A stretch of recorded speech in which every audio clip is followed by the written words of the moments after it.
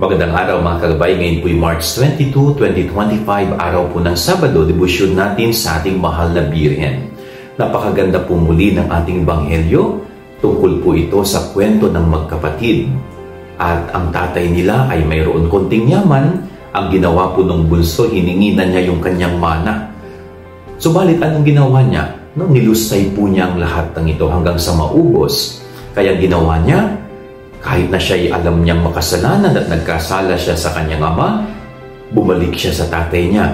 At napakaganda po ng senaryo, pinatawad siya ng kanyang tatay sa kabila ng lahat ng kasalanang ginawa niya.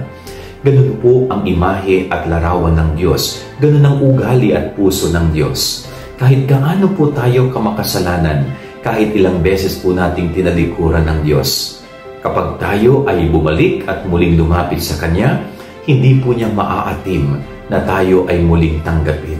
Imagine yung ugali ng Diyos, no?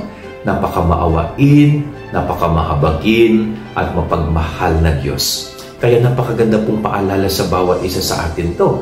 Kung tayo man ay mayroong itinatagong kasalanan sa Diyos, kaya patuloy tayong lumilihis ng landas at patuloy tayong nagtatago sa Kanya at nahihiya tayo. Napakaganda po itong pagnilayan natin na hinihintay tayo palagi ng Diyos. Hinihintay ka ng Diyos sa iyong muling pagbabalik. No? Mawawala ang lahat ng kasalanan mo. Malilimutan ng Diyos ang lahat ng mga pagtalikod mo sa Kanya. Bumalik ka lang. Yan ang mahalaga sa Diyos. Just come back. No? At patatawarin ka ng Diyos. Yan ang ating gabay aral ngayong maghapon. God bless po sa inyo lahat. Pagpalain kayo ng Panginoon.